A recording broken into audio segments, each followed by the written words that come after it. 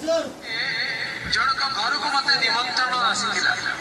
ଗୋଟେ ବ୍ରାହ୍ମଣ ପରିବାର, ପୁରୋହିତ ପରିବାର, ତାଙ୍କ ଘରକୁ ମତେ ଡାକିଥିଲେ, ବାବୁ ଟିକେ ଆସିବ, ସନ୍ଧ୍ୟା ବେଳେ କଥା ହେବା।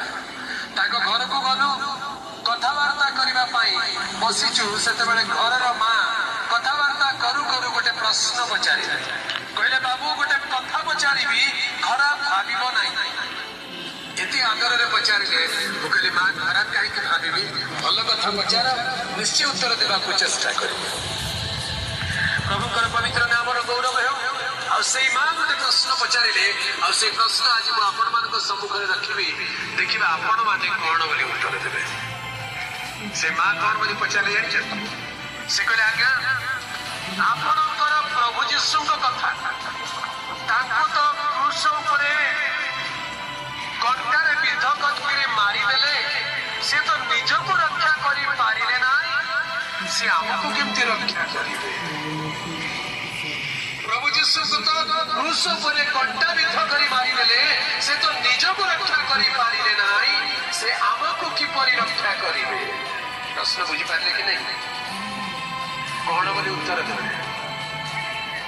ପ୍ରଭୁ ଯୀଶୁଙ୍କୁ ତ କ୍ରୁଶରେ ଢାଙ୍କିଦେଲେ, ଆଉ ସେ କ୍ରୁଶରେ ବିଦ୍ଧ ହେଲେ, ସେ ତ ନିଜକୁ ରକ୍ଷା କଲେ ନାହିଁ, ଆମକୁ କେମିତି ରକ୍ଷା କଲେ? ସେ ଯଦି ତ୍ରାଣକର୍ତ୍ତା, ତାହେଲେ ନିଜକୁ ରକ୍ଷା କରିଥାନ୍ତେ। କଣ ବୋଲି ଉତ୍ତର ଦେବେ? ପ୍ରଭୁଙ୍କର ପବିତ୍ର ନାମର ଗୌରବ ହେଉ। ମୁଁ କହିଲି, ମା ବହୁତ ବଢିଆ ପ୍ରଶ୍ନ ପଚାରିଲ। ଏହି ପ୍ରଶ୍ନ ବହୁତ ଜରୁରୀ ପ୍ରଶ୍ନ ଅଟେ। ଆଉ ମୁଁ ବହୁତ ଆନନ୍ଦିତ ଯେ ତମେ ଏହି ପ୍ରଶ୍ନ ମତେ ପଚାରିଲ। ତା ମାନେ ତମେ ଜାଣିଛ ଯୀଶୁ କେମିତି ମଲେ। ହାଲେଲୁୟା। ଯୀଶୁଙ୍କର ଶରୀରକୁ ସମାଧିରେ ମଧ୍ୟ ରଖାଗଲା, ଆଉ 3 ଦିନ 3 ରାତି ଉତ୍ତାରେ ମୃତ୍ୟୁକୁ ଜୟ କରି ପ୍ରଭୁ ଯୀଶୁ ଖ୍ରୀଷ୍ଟ ପୁନରୁତ୍ଥିତ ହେଲେ। ବୋଲ ୟୀଶୁ ମସିହ କି। ପ୍ରଭୁଙ୍କର ପବିତ୍ର ନାମର ଗୌରବ ହେଉ। ପ୍ରଭୁଙ୍କର ପ୍ରିୟ ଲୋକମାନେ, ସମଗ୍ର ବିଶ୍ୱର ଲୋକମାନେ ଏହି କଥା ଜାଣନ୍ତି।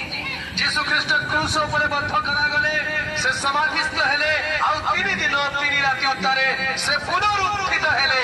ଆଜି ମଧ୍ୟ ତାଙ୍କର ସମାଧି ଖୋଲା ପଡିଛି, ସମାଧିରେ ତାଙ୍କର ଶରୀର ନାହିଁ। ମୁଁ ସେ ମାଙ୍କୁ କହିଲି, ମା ବଢିଆ ପ୍ରଶ୍ନ ପଚାରିଲ।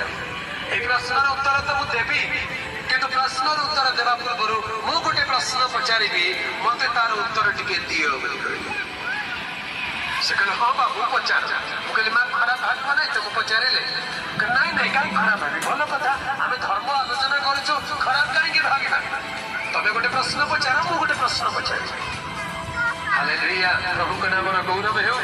ମୁଁ ପ୍ରଶ୍ନ ପଚାରିଲି, ମା ଖରାପ ଭାବିବ ନାହିଁ, ମତେ ଟିକେ କହିଦିଅ, ଭଗବାନ ରାମ କେମିତି ମଲେ, ମତେ ଟିକେ କହିଦିଅ ବୋଲି ମନେ ହେଇଗଲେ। ତାଙ୍କର ପୋଖରୀ କେମିତି ମଲେ ମୋର ମନେ ନାହିଁ। ଜାଣିଛନ୍ତି ଆପଣ ମାନେ? ଜାଣିଛନ୍ତି ସେଟା ଜଣା? ଅନେକ ଲୋକଙ୍କୁ ଜଣା ନାହିଁ, କାରଣ ସେ କଥା ଚର୍ଚ୍ଚା କରାଯାଏ ନାହିଁ, ସେ କଥାର ଆଲୋଚନା କରାଯାଏ ନାହିଁ। ମୁଁ କହିଲି, ହେଲେ ସେ ତ ମରିଛନ୍ତି ନିଶ୍ଚିତ। ହଁ ବାବୁ ମରିଛନ୍ତି, ହେଲେ କେମିତି ମଲେ? ନାଇଁ ମୋର ମନେ ନାହିଁ। ମୁଁ କହିଲି, ଧ୍ୟାନରେ ଶୁଣ, ମୋର ଯେତିକି ମନେ ଅଛି ମୁଁ କହୁଛି। କାରଣ ପିଲାଦିନେ ଆମ ଘରେ ବି ରାମାୟଣ ପାଠ କରାଯାଉଥିଲା, ଆମ ଘରେ ବି ରାମାୟଣ ପାଠ କରାଯାଉଥିଲା, ଆମେ ବି ଶୁଣିଛୁ। ଭଗବାନ ରାମଙ୍କର ଜନ୍ମ ବିଷୟରେ, ତାଙ୍କର ଜୀବନ ବିଷୟରେ, ତାଙ୍କର ମୃତ୍ୟୁ ବିଷୟରେ ଶୁଣିଛୁ। ସେ କହିଲେ, କୁହ, ମୋର ମନେ ନାହିଁ କେମିତି? ମୁଁ ତାଙ୍କୁ କହିଲି, ସେ ବୁଢା ହେଇଗଲେ, ବୟସ ହେଇଗଲା ତାଙ୍କର, ବହୁତ ବର୍ଷ ବଞ୍ଚିଲେ, ବୟସ୍କ ହେଇଗଲେ, ଆଉ ଶେଷ ସମୟରେ ଏମିତି ଘଟଣା ଘଟିଲା, ତାଙ୍କର ନିଜର ଧର୍ମପତ୍ନୀ ସୀତା ଦେବୀ ସେ ପୂର୍ବରୁ ମାଟି ଭିତରକୁ ଚାଲି ଯାଇଥିଲେ, ଅଗ୍ନି ପରୀକ୍ଷା କରାଗଲା, ଆଉ ସେ ମାଟି ଭିତରକୁ ଚାଲିଗଲେ। ତାଙ୍କର ନିଜର ଔରସରୁ ଜାତ ଜାଆଁଳା ପୁଅ ଲବକୁଶ ନିଜ ବାପାଙ୍କୁ ଚିହ୍ନି ପାରିଲେ ନାହିଁ, ଆଉ ତାଙ୍କ ସାଙ୍ଗରେ ଯୁଦ୍ଧ କରିଦେଲେ। ଶେଷ ସମୟରେ ବୃଦ୍ଧ ଅବସ୍ଥାରେ ତାଙ୍କର ବିବେକ ତାଙ୍କୁ ବାଧା ଦେବାକୁ ଲାଗିଲା। ସେ ନିଜେ ଚିନ୍ତା କଲେ ଯେ ଜୀବନ ଯାକ ମୁଁ କେତେ ପାପ କଲି, କଣ କଣ ପାପ କଲି? ସେ ବଳି ବୋଲି ଜଣେ ଲୋକକୁ ଲୁଚିକିରି ମାରି ଦେଇଥିଲେ, କପଟ କରି ମାରି ଦେଇଥିଲେ, ଏଇଟା ଗୋଟେ ଅପରାଧ। ରାବଣକୁ ମାରିଦେଲେ, ରାବଣ ଜଣେ ବ୍ରାହ୍ମଣ, ଆଉ ଇଏ ଜଣେ କ୍ଷତ୍ରିୟ। କ୍ଷତ୍ରିୟ ହେଇକି ବ୍ରାହ୍ମଣକୁ ମାରିଲେ ବ୍ରହ୍ମ ଦୋଷ ଲାଗିଯାଏ।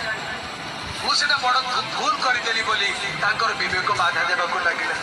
ନିଜର ଗର୍ଭବତୀ ସ୍ତ୍ରୀକୁ ଘରୁ ବାହାର କରି ଦେଇଥିଲେ, କେତେ ବଡ ଅପରାଧ ନିଜର ସ୍ତ୍ରୀକୁ ଡାଉଟ୍ କଲେ, ସନ୍ଦେହ କଲେ, ଆଉ ସେ ଅଗ୍ନି ପରୀକ୍ଷା କଲେ। ଶେଷରେ ନିଜର ସ୍ତ୍ରୀ ମଧ୍ୟ ସେ ବିତୃଷ୍ଣା ହେଇକରି ମାଟି ଭିତରକୁ ଚାଲିଗଲେ। এই ସବୁ କଥା ମନେ ପକାଇ ପକାଇ ସେ ବହୁତ ଦୁଶ୍ଚିନ୍ତାରେ ଦୁଃଖରେ ରହିଲେ। ଶେଷରେ ସେ ଆଉ ବଞ୍ଚିବାକୁ ଇଚ୍ଛା କଲେ ନାହିଁ। ସେ କହିଲେ ମୋ ଜୀବନ ଏତେ ପାପ ହେଇଗଲା, ମୁଁ ଏତେ ଭୁଲ କଲି, କିଏ ମତେ ପାପରୁ ରକ୍ଷା କରିବ? ଧ୍ୟାନରେ ଶୁଣୁଥାନ୍ତା ଆଜ୍ଞା, ରାମାୟଣର ଶେଷ କାଣ୍ଡରେ ଲେଖା ହେଇଛି କିଏ ମତେ ରକ୍ଷା କରିବ? ସେତେବେଳେ ପିଲାଦିନର କଥା ଗୋଟେ ମନେ ପଡିଗଲା। ତାଙ୍କର ପିଲାଦିନେ ବିଶ୍ୱାମିତ୍ର ମହର୍ଷି ତାଙ୍କୁ ପାଠ ପଢେଇଥିଲେ। ସେ ତାଙ୍କୁ ଗୋଟେ କଥା କହିଥିଲେ ଯେ ଅବର୍ଗଜାତ ସନ୍ତାନ ସେ କରିବେ ପାପ ମୋଚନ। ଅବର୍ଗଜାତ ସନ୍ତାନ ସେ କରିବେ ପାପ ମୋଚନ। ତାମାନେ କିଏ ପାପ କ୍ଷମା କିଏ କରିବେ? ଯିଏ ଅବର୍ଗଜାତ ହେଇଥିବେ। ଅବର୍ଗଜାତ ବୋଲି କହିଲେ କଣ? ଯାହାର ବଂଶାବଳୀ ନଥିବ, ତାମାନେ ଯାହାର ବାପା ନଥିବେ କି ନିଜେ ବାପା ହେଇ ନଥିବେ, ତାମାନେ ସେ ମଣିଷ ଏମିତି ଗୋଟେ ଅବତାର ହେଇଥିବେ ଯିଏ ପୁରୁଷ ଔରସରୁ ଜାତ ହେଇ ନଥିବେ। ବଡ ଗଭୀର କଥା, ବୁଝିବାକୁ ଚେଷ୍ଟା କରନ୍ତୁ। ତାଙ୍କର କେହି ବାପା ନଥିବେ, ସେମିତିଆ ପୁଅ ଗୋଟେ ଜନ୍ମ ହେବେ, ଆଉ ସିଏ ନିଜେ ଆଜନ୍ମ ବ୍ରହ୍ମଚାରୀ ହେବେ, ସେ କୌଣସି ପୁତ୍ର ଜାତ କରିନଥିବେ।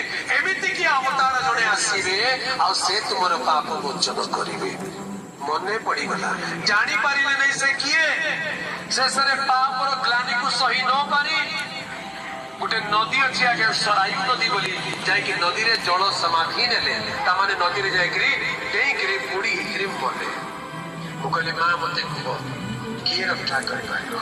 ପ୍ରଭୁ ଯୀଶୁ ରକ୍ଷା କରିପାରିବେ ନା ଇଏ ରକ୍ଷା କରିପାରିବେ? ସେ କହିଲେ ଏଟା ତ ମୁଁ ଜାଣିନଥିଲି ବାବୁ, ଆଜି ବୁଝିଲି। ଯିଏ ମୃତ୍ୟୁକୁ ଜୟ କରି ଉଠି ଅଛନ୍ତି ସେ ଜଗତର ପ୍ରାଣକର୍ତ୍ତା ଅଟନ୍ତି।